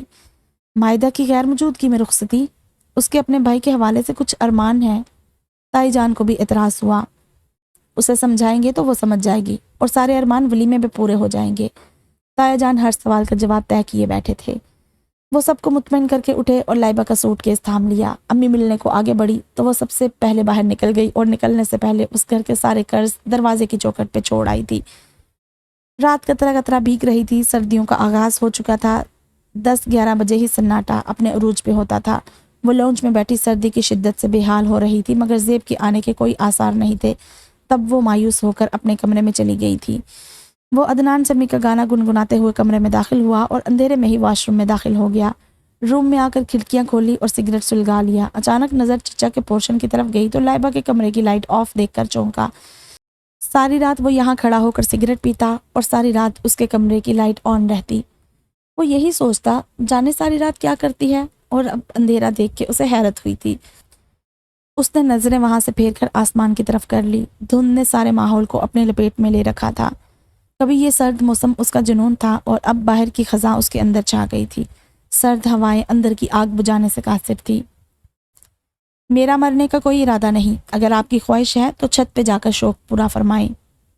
وہ چاند کی روشنی دیکھنے میں مگن تھا کہ بہت قریب سے نسوانی آواز سنائی دی۔ ایک دم وہ اچھلا اور ہاتھ میں پکڑا سگریٹ ہاتھ جلاتا ہوا نیچے گر گیا۔ اس نے پل کے 1000ویں حصے میں آواز پہچانی اور اپنی جگہ ساکت ہو گیا۔ زیب نے جلدی سے آگے بڑھ کر لائٹ آن کی۔ اس کا سکون حرام کر کے وہ محترمہ نہایت سکون سے آرام فرما رہی تھی، وہ بھی اس کے بیڈ پر۔ تم یہاں کیا کر رہی ہو؟ وہ اس کے سر پہ کھڑا تلخی سے پوچھ رہا تھا، مگر جواب ندارد۔ میں نے کچھ پوچھا ہے؟ اس نے لائبہ کے چہرے سے کمبل ہٹایا۔ اس جواب کے لیے صبح کا انتظار کریں اور برائے مہربانی کھڑکیاں بند کر دیں۔ اس کے ہاتھ سے کمبل چھینتے ہوئے وہ دوبارہ سر تک تان چکی تھی۔ اف میرے اللہ، یہ عذاب اتنی جلدی مجھ پہ مسلط ہو گیا۔ اس نے سر دونوں ہاتھوں میں تھاما، مگر یہ کیفیت چند پل کی تھی۔ وہ غصے سے بھرا دوبارہ اس کے سر پہ کھڑا تھا۔ یہ میرا بیڈ ہے، اس لیے یہاں سے اٹھو، کوئی اور ٹھکانہ ڈھونڈو۔ اس نے کمبل کھینچا۔ وہ ایک لمحے میں اٹھی، کپڑوں کو جلدی سے ٹھیک کرتے اپنے گرد چادر پھیلا لی۔ ایک پل آنکھوں میں نمی جھلکی، مگر وہ اس انسان کے سامنے خود کو کمزور نہیں کرنا چاہتی تھی۔ میں نے سنا تھا کہ مجھ میں تمیز نہیں ہے، لیکن بدتمیزی کا مظاہرہ آپ کر رہے ہیں۔ آئندہ ایسی حرکت کرنے سے پہلے 10 دفعہ ضرور سوچئے گا۔ اس نے زیب منصور کی آنکھوں میں دیکھتے ہوئے کہا اور اس کے پاس سے گزر کے دروازے کے پاس آ کھڑی ہوئی۔ کمرے میں بیٹھ کے علاوہ لیٹنے کی کوئی جگہ نہیں تھی اور کرسیوں پہ سویا نہیں جا سکتا تھا۔ وہ مجبوراً بیڈ پہ لیٹی تھی، ورنہ اس انسان سے 100 قدم دور رہنا اس نے خود پہ فرض کر لیا تھا۔ وہ مزے سے کمبل تان کر لیٹ گیا تو شل ہوتی ٹانگوں سے وہ کرسی پہ آ بیٹھی، شال کو اچھے سے اپنے گرد لپیٹا اور ٹانگیں جوڑ کے کرسی پہ ہی رکھ لی۔ زندگی کی بدترین راتوں میں ایک اور رات کا اضافہ ہوا تھا۔ صبح کا سورج کچھ نیا لے کر نہیں آیا تھا، سوائے اس کے کہ سارے خاندان تک اس کی رخصتی کی اطلاع پہنچ چکی تھی اور ولیمے کے لیے باقاعدہ کارڈ چھپوائے گئے تھے۔ زیب منصور کے اٹھنے سے پہلے سارے امور سر انجام پا چکے تھے اور وہ خاموشی سے سب ہوتا دیکھتی رہی۔ آیا کے کمرے سے اس کے بولنے کی آوازیں آتی رہی اور پھر غصے سے بھرا وہ اس کے سامنے آن کھڑا ہوا۔ آج اس کی نظروں میں وہی حدت تھی جو اس کے لفظوں کی صورت وہ پہلے بھی سن چکی تھی۔ بہت شوق ہو رہا تھا نا میری زندگی میں آنے کا، جو راتوں رات سامان اٹھائے چلی آئی۔ یہ ساری سازش تمہاری تھی۔ جب تمہیں یہ پتہ چلا کہ میں بھابھی کی بہن کو پسند کر چکا ہوں تو تم نے یہ ڈرامہ کھیلا۔ اب میں تمہیں بتاؤں گا کہ کسی کی ذات اور خوشیوں کے ساتھ کیسے کھیلتے ہیں۔ تم اس حد تک گر جاؤ گی میں نے سوچا بھی نہیں تھا، لیکن اب سارے حساب بے باک ہوں گے، تو بس اب انتظار کرو اور دیکھتی جاؤ میں کیا کرتا ہوں۔ اس کی ذات پہ الزامات کی بچھاڑ کرتے، راستے میں آنے والی ہر چیز کو ٹھوکر مارتے وہ وہاں سے نکلتا چلا گیا تھا۔ کاش یہ سب سننے سے پہلے موت آ جاتی۔ وہ وہیں بیٹھتی چلی گئی۔ جانے کتنے ہی پل وہ وہیں بیٹھتی رہی۔ ہوش تو تب آیا جب کسی کے ہاتھوں کا دباؤ محسوس ہوا۔ اس نے نم پلکیں اٹھا کر آنے والے کو دیکھا اور مسیحا سامنے پا کر سارا ضبط بکھر گیا۔ لائبہ قدیر بہت بہادر ہے، ایسی چھوٹی چھوٹی باتیں اسے ہرا نہیں سکتی۔ شاید وہ سب سن چکی تھی، تبھی حوصلہ دے رہی تھی۔ اس کی تسلی سن کے وہ اور بکھر گئی۔ مائدہ سارا دن اس کے ساتھ رہی تھی، کالج کی کئی باتیں سنا سنا کر اسے ہنسانے کی کوشش کرتی رہی، دوستوں کی باتیں اور نہ جانے کون کون سے قصے تھے جو وہ لے بیٹھی تھی۔ اسے دانیال نے واپس لینے آنا تھا، تبھی تائی جان نے اسے تیار ہونے کا کہا اور مائدہ فوراً اس کے پیچھے پڑ گئی تھی۔ یہ لازمی نہیں کہ ہم دکھوں کا اشتہار چہرے پہ لگا لیں، کچھ کام دنیا کو دکھانے کے لیے بھی ہوتے ہیں۔ اس کے نہ کرنے کے باوجود وہ اسے اچھا خاصا تیار کر چکی تھی۔ مائدہ کو لینے دانیال کے ساتھ اس کی ساس بھی آئی تھی اور جس طرح وہ تنقیدی نظروں سے اسے دیکھ رہی تھی تیار ہونے کا فیصلہ اسے درست لگا تھا۔ وہ کیوں سب کے سامنے اپنی ذات کو تماشا بناتی، مگر زیب منصور کی طنزیہ نگاہیں اس کی روح چھید رہی تھی۔ جیسے ہی مائدہ گئی، پل کی تاخیر کیے بنا وہ کمرے کی طرف آئی، تائی جان کے دیے زیور اتارے اور واش روم میں گھس گئی۔ منہ ہاتھ دھو کر پلٹی تو دھک سے رہ گئی۔ اپنی طنزیہ نظروں سمیت وہ واش روم کے دروازے میں کھڑا تھا۔ مسز لائبہ زیب منصور، آپ شاید میرے لیے تیار ہوئی تھی، مگر یہ کیا، میرے دیکھنے سے پہلے ہی ساری محنت پانی میں بہا دی۔ وہ اسے زہر سے بھی زیادہ برا لگا۔ اس کے طنز کو نظر انداز کرتے ہوئے وہ دروازے کی سمت دیکھنے لگی۔ جس طرح وہ کھڑا تھا کسی صورت وہ باہر نہیں نکل سکتی تھی۔ اس کی نظروں کا ارتکاز سمجھ کے وہ پیچھے ہوا تو فوراً وہ واش روم سے نکلی، مگر ایک جھٹکے نے اس کے قدم روک لیے تھے۔ وہ حیرت سے مڑی اور اپنی کلائی کو بے بسی سے اس کی گرفت میں پھنسا دیکھا۔ 2 قدم چل کے وہ اس کے قریب آیا تو مارے ڈر کے اس کی جان نکلنے کے قریب ہو گئی۔ کیا تمہارا دل نہیں کرتا کہ میں تمہیں سراہوں، تمہاری سمندر سی گہری آنکھوں کی تعریف کروں، تمہیں بتاؤں کہ تمہاری ناک میں چمکتا لونگ کس طرح مجھے خیرہ کرتا ہے؟ وہ اس کے چہرے کو اپنی نگاہوں کے حصار میں لیے ہوئے تھا۔ بولو، کیا تمہارا دل نہیں کرتا؟ لائبہ کی خاموشی پہ اس نے کلائی کو جھٹکا تو ہلکی سی آہ اس کے لبوں سے نکل گئی۔ اس کے تیور دیکھ کر وہ سمجھ نہیں پا رہی تھی کہ ہاں کہے یا انکار کرے۔ اس زیب منصور کو تو وہ جانتی ہی نہیں تھی جو نظروں میں عجیب سے جذبے لیے سامنے کھڑا تھا، اور جانے ان آنکھوں میں کیسا سحر تھا کہ وہ اس بات میں سر ہلا گئی۔ اس کی ہاں کے ساتھ ہی زیب منصور کی آنکھوں کے رنگ بدلے تھے۔ طنز، تحقیر، ذلت، کیا رنگ نہیں ابھرے تھے، اور ایک دم ہی ہنسی کا فوارہ نکلا تھا۔ اپنی بے گناہی کے اتنے ثبوت نہ دیا کرو لائبہ قدیر، تمہارے دل میں چور تھا اور یہی تمہاری حقیقت ہے۔ اس کی کلائی ایک جھٹکے سے چھوڑتے ہوئے وہ آگے بڑھ گیا۔ وہ وہیں ساکت رہ گئی تھی۔ ایک پل میں اسے عرش سے فرش پہ گرا دیا گیا تھا۔ اپنے نام سے معتبر کر کے پھر یوں بے مول کر دے گا، یہ تو اس کے وہم و گمان میں نہیں تھا۔ اور ہاں، کل ولیمے کی شاپنگ کے لیے مارکیٹ جانا ہے، تیار رہنا، تمہارے سسر جان کا حکم ہے۔ بیڈ پہ لیٹتے ہوئے ایک اور شاہی فرمان جاری ہوا تھا۔ وہ شخص ہر رشتے کو مذاق بناتا جا رہا تھا۔ وہ خاموشی سے کرسی پہ بیٹھ گئی تھی۔ یقیناً آج کی رات بیٹھ کر سوتے ہوئے اسے کسی درد کا احساس نہیں ہوگا۔ اس شخص کا کوئی احسان لینے سے بہتر تھا کہ وہ اسی کرسی پہ سردی سے اکڑ جائے۔ وہ اسے گھاٹ پہ پیاسا مار رہا تھا کہ وہ اپنی نظروں میں ہی گر گئی تھی۔ وہ اس رشتے کا فائدہ اٹھا کر اسے 2 کوڑی کا کرنے کی کوشش میں مبتلا تھا۔ سردی کی شدت سے اس کا برا حال ہو رہا تھا۔ غصے میں گھر سے نکلتے ہوئے وہ کوئی گرم چیز یا سویٹر ساتھ نہیں لے پائی تھی، اور یہاں وہ کسی کا احسان نہیں لینا چاہتی تھی۔ زیب منصور سب کے سامنے اچھا بننے کے لیے اسے شاپنگ کے لیے ساتھ لے آیا تھا، مگر اب وہ اس کی سزا لائبہ کو دے رہا تھا۔ سارے بازار میں گھمانے کے بعد بھی اسے کچھ پسند نہیں آ رہا تھا، اور وہ مر کے بھی اپنی رائے دینا نہیں چاہتی تھی۔ بازار کی کوئی بھی شاپ اس نے نہیں چھوڑی تھی، اور اب کسی جاننے والے کی بوتیک پہ بیٹھا تھا۔ اس کی بات اسے لگ رہا تھا کہ اسے یہیں آنا تھا، تو یقیناً یہ سب اسے زج کرنے کے لیے تھا۔ یار، تم بھابھی کو ساتھ لائے ہو تو انہیں پسند کرنے دو، اپنی مرضی ہی کرتے جا رہے ہو۔ اس کا دوست آخرکار بول ہی پڑا۔ تیری بھابھی وہی پہنے گی جو مجھے پسند ہوگا، کیونکہ دیکھنا بھی تو میں نے ہے نا۔ نرم لہجے میں جواب دیتے ہوئے اس نے دوست کو آنکھ ماری تو دونوں بے ساختہ ہنس پڑے تھے۔ وہاں سے سیدھا وہ اسے پارلر چھوڑ گیا تھا۔ یقیناً یہاں بھی ہدایات دی جا چکی تھی۔ اس کی نا کے باوجود وہی کیا گیا تھا جس پہ اس کی آنکھیں بھر بھر آئی تھی۔ اس کے سارے احتجاج کا صرف ایک ہی جواب ملتا، سوری میم، ہمیں یہی آرڈر ہے۔ آج کا دن منحوس ترین تھا۔ سارا دن بازار کی خواری، اور اب شیشے میں خود کو دیکھ کر اس کا بس نہیں چل رہا تھا کہ پھوٹ پھوٹ کر رو دے۔ کمر سے نیچے جاتے بال جن میں اس کی جان تھی اب کندھوں سے تھوڑے نیچے تھے۔ وہ شخص ہر اس چیز پہ وار کر رہا تھا جہاں اسے سب سے زیادہ تکلیف ہوتی تھی۔ اس میں اتنا رونے والی کیا بات ہے؟ تمہارا فرض ہے خود کو میری پسند کے مطابق ڈھالنا، اور مجھے چھوٹے بال پسند ہیں۔ اس کی افسردگی دیکھ کر اس نے نئی چوٹ کی۔ سارے فرائض میرے ہی نہیں ہیں، کچھ فرض آپ کے بھی بنتے ہیں۔ وہ ایک دم غصے سے چیخی۔ بول میرے خاموش سجن، اشک اچھے کے تارے، پیاس اچھی کے دھارے، یک موج ہونا بہتر ہے یا دور دور کنارے۔ بول میرے خاموش سجن، عمر تو یوں ہی بیت چلی، شب چاہیے کہ پو، چپ چاہیے کہ نو، مسکان ہونا بہتر ہے یا زرد لبوں کی لو۔ بول میرے خاموش سجن، عمر تو یوں ہی بیت چلی۔ وہ آہستگی سے چلتا ہوا اس کے پیچھے آن کھڑا ہوا اور جذب سے نظم پڑی، مگر اس دفعہ وہ دھوکے میں نہیں آئی تھی۔ تمہیں پریشان ہونے کی قطعاً کوئی ضرورت نہیں، اور نہ ہی ان آنکھوں کو پریشانی میں مبتلا کرو۔ کل پورے استحقاق سے میں اپنے سارے فرائض ادا کروں گا۔ चंद लम्हे उसकी आंखों में देखने के बाद वो वापस पलट गया। उसकी बात को और रंग देकर वो उसे नई अजियत में मुब्तला कर गया था। आज की रात फिर से भारी थी। मैरिज हॉल की सीढ़ियां चढ़ते हुए बार बार उसके कदम लड़खड़ा रहे थे और हर बार ज़ेब मंसूर सहारा दे रहा था। वो हाथ आगे बढ़ाता और लाइबा कदीर हाथ झटक देती।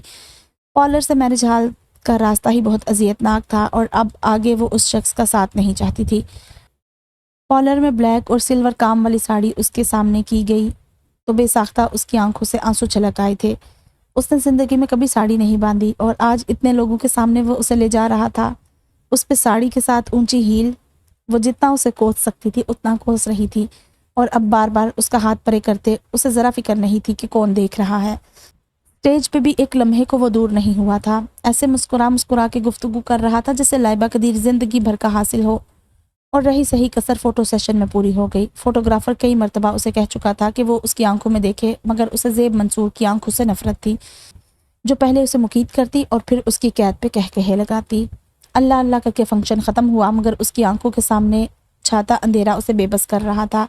सारी अना और गैरत एक तरफ रख के उसने अपने घर जाने का सोच लिया, क्योंकि इतने दिनों की बेख्वाबी ने उसकी सारी हिम्मत ख़त्म कर दी थी। सब लॉन में जमा थे और गुफ्तगू का ना ख़त्म होने वाला सिलसिला जारी था। वो खामोशी से उठी, लॉन क्रॉस करके अपने पोर्शन की तरफ आ गई। जल्दी से जेवरात उतारे, कपड़े बदले और सुकून से बेड पे लेट गई। इतने दिनों की थकन थी या अपने कमरे की मलकियत का एहसास था कि पल में वो गाफिल हो चुकी थी। न जाने कितना वक्त गुजरा था कि अजीब एहसास से उसकी आंख खुल गई। हल्की सी रोशनी में घड़ी देखी जो रात के 2 बजा रही थी। उसने अपने ऊपर पड़ा कंबल देखा तो हैरत हुई। वो तो बगैर कंबल के ही लेट गई थी और नींद से इतना बुरा हाल था कि कुछ लेने का होश नहीं था। तुम किसकी इजाज़त से इधर आई थी? ज़ेब मंसूर की आवाज़ पे वो चौंकी। आप? वो ज़ेब मंसूर को यूँ अपने सामने देखकर हैरान रह गई। मैंने तुमसे कुछ पूछा है लाइबा कदीर? वो दबी आवाज़ में गुर्राते हुए बोला कि वो सहम कर थोड़ा सा पीछे हुई। मैं ऐसे ही आई थी, न जाने कैसे आंख लग गई। ना चाहते हुए भी उसने वजाहत दी। तुम मेरी मिल्कियत हो, इसलिए आइंदा ऐसी जुर्रत मत करना, वरना नताइज की जिम्मेदार तुम खुद होगी। उसकी आंखों के तासुरात नाकाबिले फ़हम थे। मैं आपकी मिल्कियत नहीं हूँ, आप इस तरह मुझ पे धौंस नहीं जमा सकते। उसके सब्र का पैमाना लबरेज हुआ था। कमरे में खामोशी छा गई थी। ज़ेब मंसूर उसके तेवर जांच रहा था और एकदम उसे कंधों से थामा तो वो दक रह गई। मेरे कहे बिना तुमने कपड़े क्यों बदले? तुम वाकई नहीं चाहती कि तुम्हें सराहा जाए? वो गिरगिट की तरह रंग बदलने में माहिर था। वो कभी सोच भी नहीं सकती थी कि ज़ेब मंसूर ऐसा हो सकता है। उसने खामोशी से उसके हाथ परे किए और वॉशरूम में चली गई। मुंह हाथ धोकर साड़ी दोबारा बांधी और बाल खुले छोड़कर बाहर निकल आई, मगर खाली कमरा उसका मुंह चिढ़ा रहा था। वहाँ ज़ेब मंसूर का नामो निशान भी नहीं था। तो क्या वो मेरे हवास पे इस कदर हावी हो चुका कि मैं यूँ पागलू जैसी हरकतें करने लगी हूँ? वो बेजान से बेड पे बैठ गई। साइड टेबल से कैचर उठा के बाल बांधने लगी तो नज़र चंद पेपर्स पे पड़ी थी। टिकट पे उसका नाम लिखा था। मामला उसकी समझ से बाहर था। उसी पल उसके मोबाइल पे मैसेज टोन बजी तो उसने मोबाइल थामा। कल शाम 7 बजे इस्लामाबाद के लिए फ़्लाइट है और ज़ेब मंसूर पे अभी ये दिन नहीं आए कि वो लाइबा कदीर को सजा सवरा देखने की ख्वाहिश में तड़पे। ये मैसेज उसे मुंह पे तमाचे की सूरत लगा था। बस बहुत हुआ ज़ेब मंसूर। लाइबा कदीर कोई खिलौना नहीं जिससे तुम अपनी मर्जी से खेलो। तुम अकेले खेलते आ रहे हो, अब लाइबा कदीर तुम्हारे हर वार के लिए तैयार है। आंखों में आई नमी को पीछे धकेला और टिकट के टुकड़े टुकड़े करके ज़मीन पे फेंक दिए। वो सारा दिन अजीब कश्मकश में मुब्तला रही। जैसे ही ज़ेब मंसूर घर आया वो ताया के पोर्शन में आ गई। ताई जान को सलाम करते हुए वो सीधा कमरे में चली आई। वो सामने ही पैकिंग करने में मसरूफ़ था। उसे देख के तल्खी से मुस्कुराया, मगर आज लाइबा कदीर मुतमईन थी। 15 से 20 मिनट है हमारे पास, जल्दी से रेडी हो जाओ और गर्म कपड़े ज़्यादा रखना। उसे एक जगह खड़े देखकर उसने कहा और वॉशरूम में चला गया। उसके लिए ये चंद मिनट भी काफ़ी थे। उसने टिकट के टुकड़े ज़ेब के मोबाइल के नीचे रखे और उसका पैक किया सारा बैग खोलकर बेड पे बिखेर दिया। एक तल्ख नज़र वॉशरूम पे डाली और कमरे से निकल आई। नीचे ताया जान के पास रुककर ज़ेब की तरफ से हनीमून कैंसिल करने की इत्तला देकर वापस अपने पोर्शन में आ गई। अब उसे रद्द-ए-अमल का इंतज़ार था और इसके लिए ज़्यादा इंतज़ार नहीं करना पड़ा। वो चंद लम्हों में उसके सामने था। मैं तुमसे तुम्हारी हरकत की वजह पूछ सकता हूँ? उसके सामने हाथ बांधे वो करख्त लहजे में बोला। कौन सी हरकत? उसकी मासूमियत इंतहा पे थी। लाइबा कदीर, मुझे कोई इंतहाई कदम उठाने पे मजबूर नहीं करो। तुमने ये सब क्यों किया? उसकी पेशानी पे पड़े बल उसके गुस्से की गवाही दे रहे थे। क्योंकि मैं आपको अभी इस काबिल नहीं समझती कि आपके साथ हनीमून पे जाऊं। उसकी बात अभी पूरी नहीं हुई थी कि ज़ेब मंसूर का हाथ उसके चेहरे पे उंगलियों के निशान छोड़ गया। وہ لڑکھڑا کے پیچھے جا گری تھی۔ وہ چہرے پہ ہاتھ رکھے ساکت نظروں سے اسے دیکھ رہی تھی۔ آنکھوں سے متواتر بہتے آنسو اور بھنچے ہوئے ہونٹ اس کی اذیت ظاہر کر رہے تھے۔ آئندہ کچھ بھی ایسا کرنے سے پہلے یہ تھپڑ یاد رکھنا۔ اس کے پاس بیٹھ کر انگلی اٹھا کر وارن کیا۔ اس کے چہرے پہ تلخی سے بھرپور نظر ڈالی اور کمرے سے نکل گیا۔ زندگی ہر طرح سے جمود کا شکار ہو گئی تھی۔ دونوں گھروں میں خاموشی چھا گئی تھی۔ یقیناً بڑوں کو احساس ہو گیا تھا اور وہ ان دونوں کو سوچنے کا موقع دے رہے تھے، مگر لائبہ قدیر اس شخص کی پرچھائی سے بھی دور رہنا چاہتی تھی۔ اس نے خود کو حالات کے دھارے پہ چھوڑا، دوستوں سے رابطے کیے اور یونیورسٹی میں ایڈمیشن لے لیا۔ اکثر یونیورسٹی جاتے ہوئے زیب منصور سے ٹکراؤ ہوتا، مگر دونوں کے رویے ایک دوسرے کے لیے موسم کی طرح سرد تھے۔ ایک دوسرے کی طرف نظر ڈالنا بھی شجر ممنوعہ قرار پایا تھا۔ انہی دنوں اسے خبر ملی کہ زیب منصور کی پوسٹنگ اسلام آباد میں ہو گئی ہے، تو نہ جانے کیوں دکھ کی ایک لہر اس کے وجود میں سرایت کر گئی۔ تو وہ شخص اپنی انا کا اتنا پیارا تھا کہ کوئی نرم احساس اس کے دل میں جگہ نہ بنا پایا تھا۔ یونیورسٹی روڈ کے سارے درخت خزاں کے باعث ویران ہو چکے تھے۔ درختوں کے پتے شاخوں سے بچھڑ کر زمین پہ بکھر چکے تھے۔ ان زرد پتوں کی اپنی شاخ سے محبت تھی کہ وہ خود کو مٹا کر درخت کو نئے سرے سے آباد کر جاتے ہیں، اور محبت کا ایسا وصف قدرت کسی کسی کو عطا کرتی ہے۔ زرد محبت خاص دلوں کو ودیعت کی جاتی ہے۔ سارے اسٹوڈنٹس ان پتوں کو رونتے ہوئے چلے جاتے اور وہ زرد محبت کی علامت سے پرے ہو کر گزرتی تھی۔ وہ مین گیٹ تک پہنچی تھی جب ایک کلاس فیلو اس کے پاس آیا۔ وہ غائب دماغی میں نوٹس کیمپس کے لان میں بھول آئی تھی اور وہ بیچارہ کہاں کہاں کی خاک چھان کر اس تک پہنچا تھا۔ اس نے مسکراتے ہوئے تھینکس کہا تو احساس ہوا کہ وہ مسکرانا بھول گئی ہے، تو وہ شخص میری مسکراہٹ بھی لے گیا۔ وہ نوٹس لے کر مڑی تو اسے دور جاتے شخص پہ زیب منصور کا گمان ہوا، مگر اپنے خیال کو جھٹکتے ہوئے بس اسٹاپ کی طرف چل دی۔ اس شخص کی منزل لائبہ قدیر کبھی نہیں تھی۔ نہ جانے وہ کیوں ہر قدم پہ ٹھٹک کر رک جاتی تھی۔ انہی سوچوں میں گھری گھر تک آئی تو وہ جانے کے لیے تیار تھا۔ سبھی الوداع کہنے کے لیے گیٹ تک آئے ہوئے تھے۔ دماغ کی ہزاروں دلیلوں کے باوجود چند لمحوں کے لیے اس کے قدم رکے تھے، اور یہ پل دو پل کا رکنا مقابل محسوس نہ کر سکا تو وہ خاموشی سے آگے بڑھ گئی، اس بات سے بے خبر کہ دو سلگتی نگاہوں نے دور تک اس کا پیچھا کیا تھا۔ گھر والوں کے ہزارہ روکنے کے باوجود وہ اسلام آباد چلا آیا تھا۔ سب کا خیال تھا کہ وہ حالات سے بھاگ رہا ہے، اور درست خیال تھا۔ وہ دل کی ماننے سے منکر ہو رہا تھا اور دماغ کی ماننا نہیں چاہتا تھا۔ ایسے میں جگہ کی تبدیلی اسے ٹھیک لگی تھی، مگر زرد موسم اور تنہائی نے اس کے اندر مزید اداسی بھر دی تھی۔ رخصتی کے لیے وہ بالکل تیار نہیں تھا۔ یہ طے تھا کہ ہونی ہے، مگر اتنی جلدی کی اسے امید نہیں تھی۔ غصے میں آ کر اس نے لائبہ کو بیڈ سے اٹھا تو دیا تھا، اگر وہ ساری رات کرسی پہ بے چین رہی تھی تو سو وہ بھی نہیں پایا تھا۔ کئی دفعہ اٹھ کے اسے دیکھا اور چاہا بھی کہ اس کو کمبل اڑا دے، مگر ہر دفعہ قدم رک جاتے تھے۔ مائدہ کو لینے دانیال اور خالہ آئی تو لائبہ بھی تیار تھی۔ نہ جانے کیوں اسے خوشی ہوئی تھی، لیکن جب دانیال نے مائدہ سے کہا کہ وہ بھی لائبہ کی طرح لمبے بال رکھے تو اس کی ساری خوشی ختم ہو گئی۔ اس نے پہلی دفعہ اسے غور سے دیکھا تو احساس ہوا اس کے بال واقعی بہت خوبصورت تھے۔ مہمانوں کے جانے کے بعد کمرے میں پہنچا تو وہ منہ ہاتھ دھو چکی تھی، مگر دھلا دھلایا چہرہ بھی جاذبیت لیے ہوئے تھا۔ اس کا دل چاہا لائبہ کی تعریف کرے اور ڈھکے چھپے لفظوں میں کر بھی دی، مگر اس کی آنکھوں کے رنگ بدلتے دیکھ کر مائدہ کی مہندی والی رات چھم سے آنکھوں میں آن سمائی اور سارا منظر بدل گیا۔ وہ کیا کیا کہتا رہا اسے احساس ہی نہیں ہوا۔ ولیمے کی شاپنگ کے لیے اسے سارا بازار گھماتے ہوئے اس نے بارہا بات کرنے کی کوشش کی، مگر ناکام رہا۔ وہ اسے اس رشتے کے لیے وقت دینا چاہتا تھا، مگر سب کچھ الٹا ہو رہا تھا۔ پارلر پہ اس نے سارا آرڈر خود دیا تھا، کیونکہ وہ اسے اپنی پسند کے مطابق تیار کروانا چاہتا تھا۔ اس نے ہمیشہ سے سوچ رکھا تھا کہ اپنی بیوی کو ساڑی پہنائے گا، اور اب اگر بیوی لائبہ قدیر تھی تو وہ خواہش کیوں بدلتا۔ ولیمے کے بعد وہ اچانک سب کے درمیان سے اٹھ کے چلی گئی تو اسے احساس نہیں ہوا، مگر رات میں اسے کمرے میں نہ پا کر بے انتہا غصہ آیا تھا۔ پھر لائبہ کے کمرے کی کھڑکی کھلی پا کر وہیں سے اندر داخل ہوا۔ وہ سوئی ہوئی اس قدر معصوم لگ رہی تھی کہ کچھ انوکھا سا احساس ہوا۔ اس نے فیصلہ کر لیا تھا کہ اب یہ سارا سلسلہ ختم کر دے گا۔ زندگی کبھی تو نارمل ہونی تھی، تو آج سے کیوں نہیں؟ مگر پھر سب کچھ بگڑتا چلا گیا۔ وہ آئی اور ہنی مون کا پلان تباہ کر گئی۔ ابو کے سامنے سارا الزام اس کے سر ڈال گئی۔ وہ سب کچھ برداشت کر لیتا، مگر اپنے لیے اس کے الفاظ اسے اذیت میں مبتلا کر گئے تھے، اور نہ جانے کیسے اس کا ہاتھ اٹھا اور وہ ہو گیا جس نے کئی دن نیند اس کی آنکھوں سے دور رکھی تھی۔ وہ چاہ کر بھی لائبہ قدیر سے معافی نہیں مانگ پا رہا تھا، اور اس کی بے رخی بڑھتی جا رہی تھی۔ وہ پاس سے ایسے گزر جاتی جیسے تعلق کی کوئی ڈور ان دونوں کے درمیان نہیں۔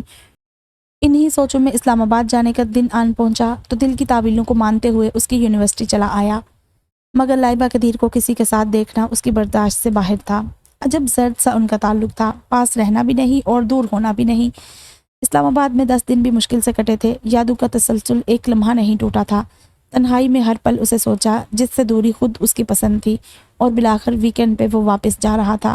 وہ 10 دن بعد واپس آیا مگر اسے صدیوں کا سفر لگ رہا تھا۔ گھر سے ہو کر چچی جان کی طرف آیا مگر وہ کہیں بھی نہیں تھی۔ سب کے پاس بیٹھ کر وہ واپس آ گیا۔ کچھ گھنٹوں بعد مائدہ بھی آ گئی تو گھر میں رونق ہو گئی تھی۔ اس کے جانے کی تیاری مکمل تھی اور وہ چند دن یہاں گزارنے آئی تھی۔ وہ گھر کی کھڑکیاں کھولے چچا کے پورشن کی طرف دیکھنے میں محو تھا کہ شاید اس کی ایک جھلک نظر آ جائے، جبکہ کمرے میں کھٹکا ہوا۔ مائدہ آہستگی سے چلتے ہوئے اس کے ساتھ آ کھڑی ہوئی۔ بھائی مجھے آپ سے کچھ کہنا ہے۔ مائدہ کے لہجے نے اسے پریشان کر دیا تھا۔ ایسی کون سی بات ہے جو تم پریشان ہو رہی ہو؟ وہ الجھا تھا۔ لائبہ کو ہمیشہ میں نے بھابھی کی صورت میں دیکھا تھا۔ آپ کے ساتھ مجھے وہ شروع سے اچھی لگتی تھی، مگر امی کے ساتھ آپ کی گفتگو مجھے گہرے دکھ میں مبتلا کر گئی۔ آپ کی ساری باتیں لائبہ نے بھی سن لی تھی۔ آپ کی باتوں نے مجھ سے میری دوست چھین لی تھی۔ میری کئی کوششوں کے بعد بھی وہ نارمل نہیں ہو پا رہی تھی، اور ایسے میں بھابھی کی بہن کو پسند کر کے آپ نے مجھے اور تکلیف دے دی تھی۔ اب میرے پاس ایک ہی راستہ تھا جو میں نے اپنایا۔ جو میں نے چاہا تھا وہ ہو گیا، مگر میں آپ کو خوشیاں نہیں دے سکی۔ شاید میری سوچ حماقت کے سوا کچھ نہیں تھی۔ پلیز مجھے اس سب کے لیے معاف کر دیں۔ مائدہ ان دونوں کی حالت دیکھ کر از حد دکھی ہو گئی تھی۔ ایسی کوئی بات نہیں، تم پریشان مت ہو۔ تمہارا طریقہ غلط تھا مگر ہمارا ساتھ یوں ہی لکھا تھا۔ آج آخری کانٹا بھی اس کے دل سے نکل گیا تھا۔ مائدہ کو تو مطمئن کر دیا تھا مگر سب سے اہم مرحلہ باقی تھا، اور بنا وقت ضائع کیے وہ اس کے سامنے تھا۔ لائبہ قدیر کی آنکھوں میں حیرت کے رنگ اترے تھے۔ میں تمہیں لینے آیا ہوں۔ بہت کچھ کہنے کی خواہش رکھنے کے باوجود صرف یہی الفاظ نکلے تھے۔ لائبہ قدیر بالکل ساکت کھڑی تھی اور لمحے کے 1000ویں حصے میں اسے بات سمجھ آ گئی تھی۔ آج میں خود تمہیں سراہنا چاہتا ہوں۔ کیا مسز لائبہ زیب منصور مجھے ایک اور موقع دیں گی؟ اس کا ہاتھ پکڑے وہ ملتجی ہوا۔ اس نے اپنے ہاتھ جھٹکے اور زیب منصور کو دونوں ہاتھوں کے زور سے پیچھے دھکیل دیا۔ وہ اسی سلوک کا حقدار تھا۔ مجھے جتنا چاہے دھتکار لو، برا بلا کہہ لو، مگر معاف کر دو۔ وہ گھٹنوں کے بل اس کے سامنے بیٹھ گیا اور لائبہ قدیر جی جان سے چونکی۔ جتنے چاہے تھپڑ مار لو مگر میری محبت قبول کر لو۔ اس نے اپنا چہرہ پیش کیا۔ لائبہ قدیر کی ساری انار ریت کی طرح مٹھی سے پھسل گئی تھی۔ وہ روتے ہوئے زیب منصور کے سامنے بیٹھ گئی کہ آج اسے اس شخص کے سامنے رونے میں کوئی آر نہیں تھا۔ محبوب کے سامنے درد بہانے پہ مرہم بھی سب سے اعلیٰ ملتا ہے۔ آپ بہت برے ہیں، تم بہت اچھی ہو۔ آپ بہت ظالم ہیں، میرا ظلم تمہاری محبت کی تپش میں بہہ گیا۔ آپ بے وفا ہیں، اب میں تم سے وفا سیکھوں گا۔ آپ کو مجھ سے محبت نہیں ہے، مجھے تم سے زرد موسم کے پتوں سی زرد محبت ہے۔ میں تمہارے لیے مٹ سکتا ہوں۔ آپ کو میری محبت میں قائم رہنا ہے، میں وعدہ کرتا ہوں۔ چھوٹے سے کمرے میں سنہرے وعدوں کی گونج سنائی دینے لگی تھی۔ لائبہ قدیر نے زیب منصور کے کندھے پہ سر ٹکایا۔ لائبہ قدیر اور زیب منصور، ملن یقینی تھا، وصل مقدر تھا، ہجر عارضی تھا۔ تو یہ تھا ہمارا ناول زرد محبت۔ مزے کا تھا، مجھے تو بہت مزہ آیا پڑھنے میں۔ حالانکہ بہت کامن سی سٹوری ہے لیکن پھر بھی پڑھنے کا مزہ آیا مجھے۔ اور کہانی نا بہت سلو نہیں جا رہی تھی، فاسٹ فارورڈ چل رہی تھی، تو اس لیے مجھے بہت اچھا لگا۔ اور کچھ اس میں چیزیں نا مجھے بڑی اچھی لگی، جیسے کچھ ڈائلاگس یہ جو اینڈ پہ تھے کہ آپ بہت ظالم ہیں، تو وہ آگے سے جواب دیتا کہ میرا ظلم تمہاری محبت کی تپش میں بہہ گیا۔ اس نے کہا آپ بے وفا ہیں، تو اب میں تم سے وفا سیکھوں گا۔ تو یہ مزے کا ڈائلاگ تھا دونوں کے درمیان۔ اچھا لیکن بے وفا تو خیر نہیں تھا، بے وفائی اس نے کیا کی تھی؟ ہاں لیکن یار یہ جو تھپڑ مار دیتے ہیں نا، مجھے پتہ نہیں کیوں بہت برا لگتا ہے۔ میں کہتی ہوں کہ کیوں تھپڑ؟ مجھے یہ سمجھ نہیں آئی کہ لڑکے کے ماں باپ کو ذرا بھی اپنے بیٹے پہ اعتبار نہیں تھا، ماں نے بھی اس پہ اعتبار نہیں کیا، اور باپ تو بھائی سننے کو راضی نہیں تھا، جو کہ غلط بات ہے۔ بھائی اپنے اولاد کا آپ کو پتہ ہوتا ہے اور آپ کو ان کی بات سننی چاہیے اور ان کی بات ماننی چاہیے۔ اور یہاں تو ہونا کہ لڑکی بھی کوئی ایسا الزام لگا رہی ہے، لڑکی نے بھی کوئی الزام نہیں لگایا، اس نے تو کچھ کہا ہی نہیں۔ اور جب یہ مائدہ کہہ رہی تھی نا کہ مجھے دانیال کا گفٹ لا دو، مجھے پہلے ہی پتا تھا کہ بھائی یہ سین ہونے والا ہے اب، لیکن مجھے یہ اندازہ نہیں تھا کہ یہ لڑکے پہ الزام آئے گا۔ مجھے لگا تھا کہ لڑکا ادھر دیکھے گا تو شاید کوئی دونوں کی تھوڑی چھوٹی سی انٹریکشن ہوگی اور لڑکے کو لڑکی اچھی لگنے لگ جائے گی، لیکن ٹھیک ہے، مزے کا تھا پھر بھی کہانی۔ تو جلد ہی پھر ملتے ہیں ایک نئی ویڈیو میں ایک نئے ناول کے ساتھ، تب تک آپ اپنا بہت سارا خیال رکھیں۔ اللہ حافظ۔